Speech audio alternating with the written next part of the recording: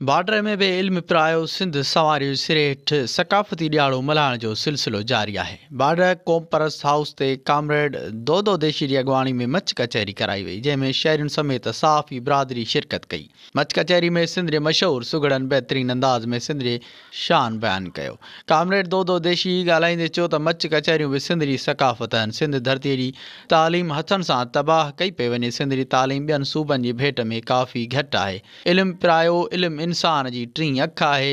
इल्मु पिराए इंसान तरक़ी माणे सघे थो। सिंध तरक़ी पसंद पार्टी पारां कामरेड कादिर बिरोही जी अॻवाणी में तरक़ी पसंद हाउस खां हैदर चौक ताईं रैली कढी वई, जंहिंमें सियासी समाजी अॻवाणनि शिरकत कई।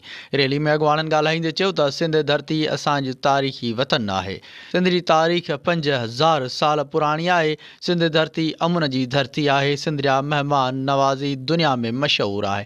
सिंध धरती पंहिंजो अलॻि मक़ाम रखे थी। टोपी अजरक शान असांजो, असांखे पंहिंजी सक़ाफ़त ते वधीक ख़बरुनि ऐं अपडेट्स लाइ ॾिसंदा रहो सिंध न्यूज़ वेब टीवी।